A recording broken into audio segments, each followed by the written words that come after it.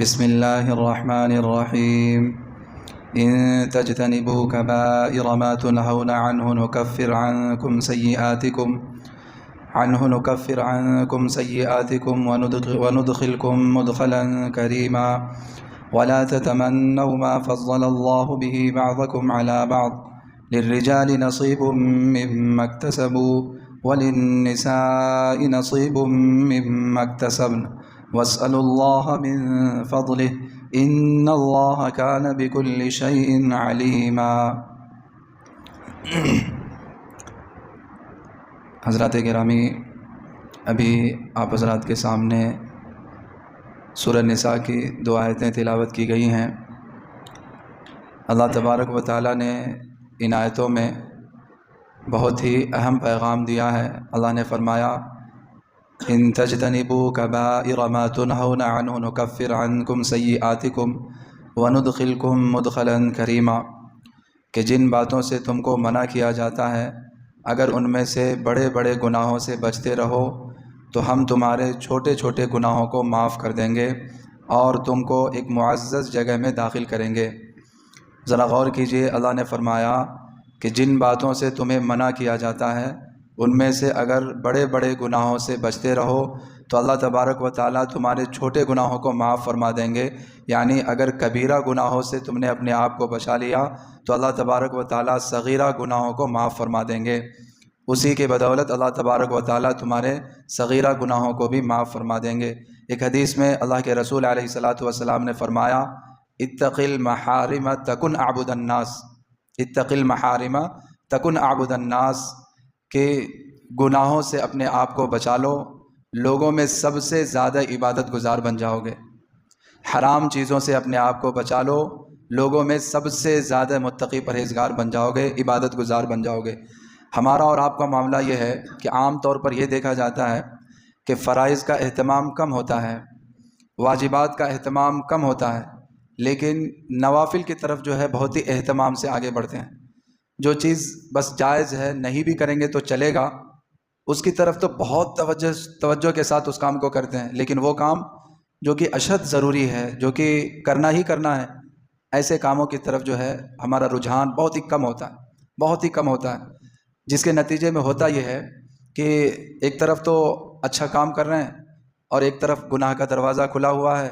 نیکی کر دریا میں ڈال، نیکی کر دریا میں ڈال والا حساب ہو جاتا ہے. اس کو اس طرح سمجھ سکتے ہیں، مثلا ایک چھوٹا سا کمرہ ہے، اس کمرے کے اندر اے سی لگی ہوئی ہے. اب اس کمرے کو اگر پیک کر کے رکھیں گے تو اے سی کا فائدہ اٹھا سکتے ہیں، لیکن اگر پیک نہ کریں، کھڑکیاں کھول دے، دروازے کھول دے، گیٹ کھول دے، کیا ہوگا؟ اس کا فائدہ اٹھا سکتے ہیں؟ اے سی کا کچھ فائدہ ہوگا؟ ایک طرف تو اے سی چل رہی ہے اور دوسری طرف باہر کی ہوا آ رہی ہے اور جو گرم گرم ہوا ہے وہ ساری آ رہی ہے، تو کوئی فائدہ نہیں ہو رہا ہے. اسی لیے کہا گیا، اللہ کے نبی علیہ الصلاۃ نے فرمایا اتق المحارم تکن اعبد الناس، کہ حرام چیزوں سے اپنے آپ کو بچا لو، گناہ سے اپنے آپ کو بچا لو، عبادت گزار بن جاؤ گے اور لوگوں میں سب سے عبادت گزار بن جاؤ گے. آج کل یہی ہے کہ لوگ، یعنی عام طور پر یہ دیکھا جاتا ہے کہ ہم نماز تو پڑھ رہے ہیں، روزہ رکھ رہے ہیں، اللہ نے توفیق دیا زکوٰۃ بھی ادا کر دیتے ہیں، اللہ نے مال و دولت سے نوازا حج بھی کر لیتے ہیں، لیکن ہمارے اخلاق اچھے نہیں ہیں، ہمارے معاملات اچھے نہیں ہیں، ہمارا معاشرت رہنا سہنا ہمارا اچھا نہیں ہے. تو کیا ہوگا؟ ایک طرف تو ہم نماز پڑھ رہے ہیں، روزہ رکھ رہے ہیں، زکوٰۃ ادا کر رہے ہیں، لیکن دوسری طرف نہ ہمارے اخلاق اچھے ہیں، نہ ہمارے معاملات اچھے ہیں، نہ ہمارے معاشرت اچھے ہیں، تو پھر اس کا خاطر خواہ فائدہ نہیں ہو پاتا. ایک آدمی وہ ہے جو نفلی کام تو نہیں کرتا ہے، لیکن جو ضروری چیزیں ہیں اس کام کو خاص طور پر کرتا ہے. اللہ کے نبی علیہ الصلاۃ کے زمانے میں 2 عورتوں کا واقعہ پیش کیا گیا کہ یا رسول اللہ، ایک وہ عورت ہے کہ جو عورت نمازوں کا اہتمام کرتی ہے اور نفلی عبادتیں بھی کرتی ہیں، ذکر و اذکار بھی کرتی ہیں، لیکن اس کے زبان اچھے نہیں ہیں، ان کے اخلاق اچھے نہیں ہیں. وہ عورت جو ہے بد کردار ہے، بد اخلاق ہے، زبان دراز ہے. لیکن دوسری طرف ایک وہ عورت ہے جو بہت زیادہ نماز تو نہیں پڑھتی، فرائض واجبات کا اہتمام کرتی ہیں، نفل وغیرہ کا اہتمام نہیں کرتی، بہت زیادہ ذکر و اذکار نہیں کرتی، لیکن اس کے اخلاق اچھے ہیں، اس کے معاملات اچھے ہیں، ان کے معاشرت اچھے ہیں، ان کا بات کرنے کا طور طریقہ بہت اچھا ہے، اچھے انداز میں وہ بات کرتی ہے. تو اللہ کے نبی علیہ الصلوۃ والسلام سے پوچھا گیا کہ یا رسول اللہ ان دو عورتوں میں کون سی عورت زیادہ بہتر ہے؟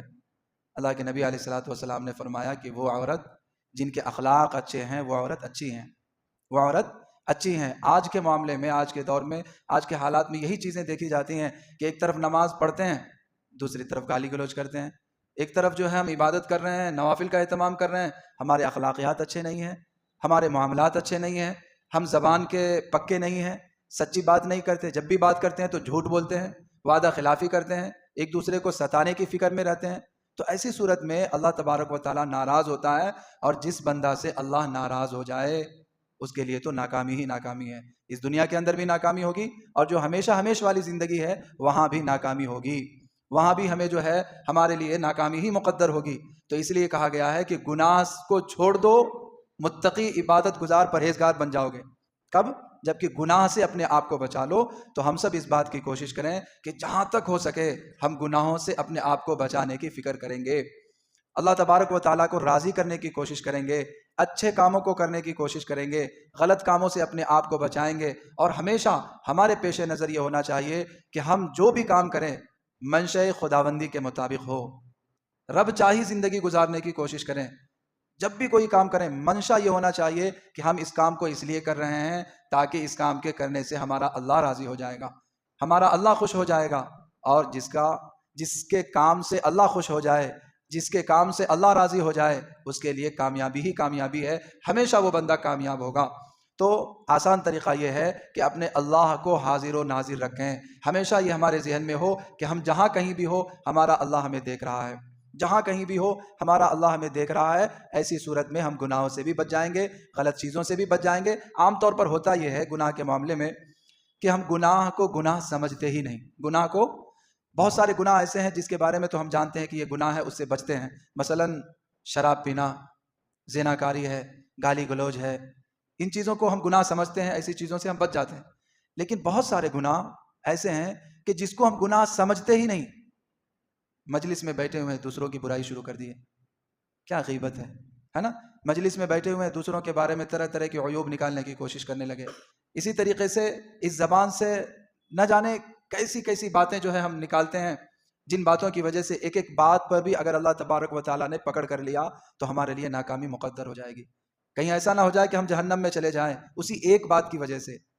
ہو سکتا ہے بعض وقت کسی ایک اچھی بات کی وجہ سے اللہ راضی ہو جائے، اللہ خوش ہو جائے، لیکن وہیں اس بات کا بھی امکان ہے کہ اگر ہم نے زبان کا صحیح استعمال نہیں کیا، زبان کو تول کر کے استعمال نہیں کیا، یعنی بولنے سے پہلے کہا گیا کہ اس کو تول لو، کیا اپنی زبان سے نکال رہے ہو اس کو پہلے غور کر لو کہ صحیح بات کہنے جا رہے ہو یا غلط بات کہنے جا رہے ہو۔ تو یہی زبان انسان کو کامیابی بھی دلاتی ہے، اور یہی زبان اگر اس پر کنٹرول نہ ہو، اس کا صحیح استعمال نہ ہو، تو یہی زبان جو ہے ہمیں جو ہے جہنم میں پہنچا سکتی ہے۔ تو ہم سب اس بات کی کوشش کریں کہ اپنی زبان کا صحیح استعمال کریں۔ اللہ نے فرمایا ان تجتنبوا کبائر ما تنہون عنہ نکفر عنکم سیئاتکم وندخلکم مدخلا کریما، کہ جن باتوں سے تم کو منع کیا جاتا ہے اگر ان میں سے بڑے بڑے گناہوں سے بچتے رہو تو ہم تمہارے چھوٹے گناہوں کو معاف کر دیں گے اور تم کو ایک معزز جگہ میں داخل کریں گے۔ معزز جگہ سے مراد جنت ہے۔ ہمیں کہاں اللہ تبارک و تعالیٰ پہنچائے گا؟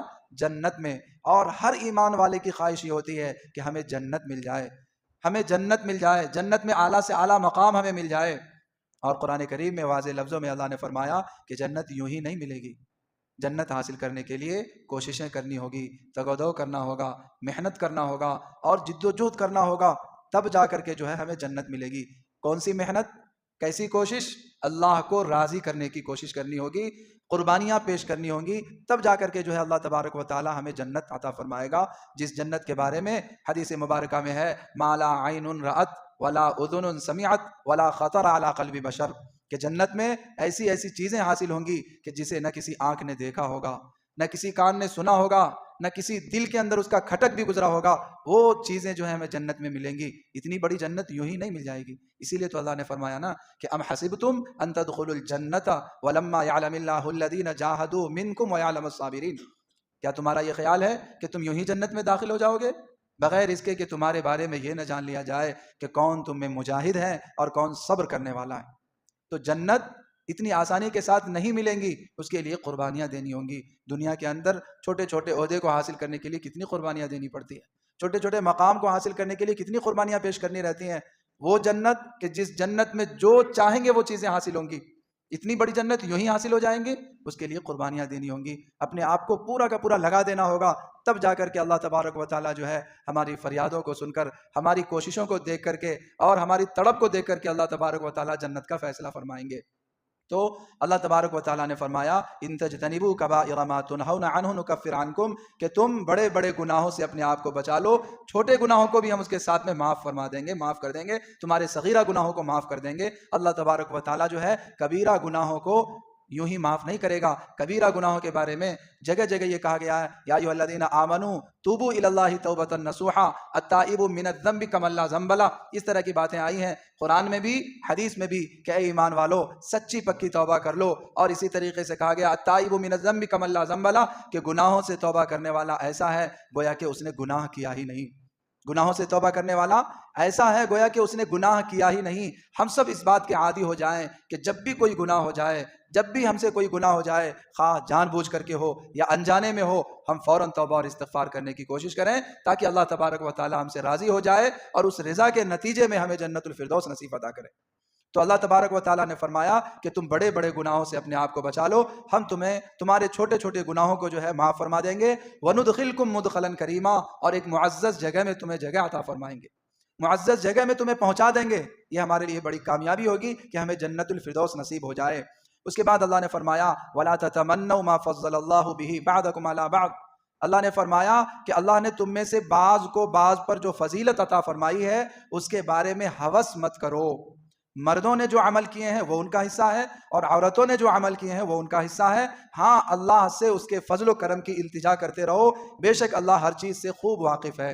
اللہ تبارک و تعالیٰ نے اس دنیا کے اندر ہر ایک کا ایک مقام و مرتبہ جو ہے مقرر کیا ہے کہ فلاں کا مقام یہ ہے، فلاں کا مقام یہ ہے نا، ہر ایک کا ایک مقام جو ہے متعین کیا ہے۔ مثلا اللہ نے یہ مقرر کیا تھا کہ جنگ جو کریں گے وہ مرد حضرات جو ہے جنگ میں جائیں گے۔ اب عورتیں پریشان ہونے لگی اللہ کے نبی علیہ الصلوۃ والسلام کے زمانے میں، اور پوچھنے لگی کہ یا رسول اللہ مرد تو جنگ میں جا کر کے جو ہے وہ بہت زیادہ نیکیاں کما لیتے ہیں، ہم لوگ کیا کریں گے؟ اللہ کے نبی علیہ الصلوۃ والسلام نے فرمایا کہ تم مردوں کی اطاعت کرو، ان کی جو ہے فرما برداری کرو، ان کی خدمت کرو، اللہ تبارک و تعالیٰ اس کے نتیجے میں جنت الفردوس نصیب فرمائیں گے، اور اس کے نتیجے میں تمہارا مقام و مرتبہ بڑھا دیں گے۔ تو ہر ایک کا ایک مقام و مرتبہ ہے، اور اس مقام و مرتبہ کے مطابق جو ہے اللہ تبارک و تعالیٰ نے ہر ایک کا ایک مقام عطا کیا ہے، اور اس مقام پر وہ فائز ہوتے ہیں۔ تو اللہ نے فرمایا وَلَا تَتَمَنَّوْا مَا فَضَّلَ اللَّهُ بِهِ بَعْضَكُمْ عَلَىٰ بَعْضٍ، کہ تم جو ہے تم میں سے بعض کو بعض پر جو فضیلت عطا فرمائی ہے اس کے بارے میں ہوس مت کرو، جو اللہ نے مقرر کیا ہے اس پر راضی ہو جاؤ۔ سب کا خلاصہ یہ ہے کہ اللہ تبارک و تعالیٰ کی جو منشا ہے، اللہ تبارک و تعالیٰ جو احکامات جاری کیے ہیں اپنے نبی کے ذریعے سے، ان تمام احکامات کو اپنی زندگیوں میں داخل کرنے کی کوشش کریں، اس پر عمل کرنے کی کوشش کریں، اسی کے اندر ہمارے لیے کامیابی ہے۔ اس سے ہٹ کر کے زندگی گزارنے کی کوشش کریں گے تو پھر ایسی صورت میں ہمارے لیے ناکامی ہی ناکامی ہے۔ ان اللہ کان بکل شیء علیما، اللہ نے فرمایا کہ بے شک اللہ تعالیٰ ہر چیز کو جاننے والا ہے، ہر چیز سے واقف ہے۔ اللہ تبارک و تعالیٰ ہمارے ہر حرکت سے واقف ہے، ہر نقل و حرکت سے اللہ تبارک و تعالیٰ واقف ہے۔ ہم جو کام بھی کرتے ہیں، جہاں بھی کرتے ہیں، ان تمام چیزوں سے اللہ تبارک و تعالیٰ واقف ہے۔ اس لیے ہم سب اس بات کی کوشش کریں کہ کوئی بھی کام خواہ جان بوجھ کر کے ہو یا انجانے میں ہو، غلط چیزوں سے اپنے آپ کو بچانے کی کوشش کریں۔ اگر کوئی غلط کام سرزد ہو جائے، کوئی غلطی سرزد ہو جائے تو فوراً توبہ اور استغفار کرنے کی کوشش کریں تاکہ اللہ تبارک و تعالیٰ ہمارے گناہوں کو بخش دے اور ہم سے راضی ہو جائے۔ دعا کیجیے کہ اللہ تعالیٰ ہم سبوں کو عمل کی توفیق عطا فرمائے۔ وآخر دعوانا الحمد للہ رب العالمین۔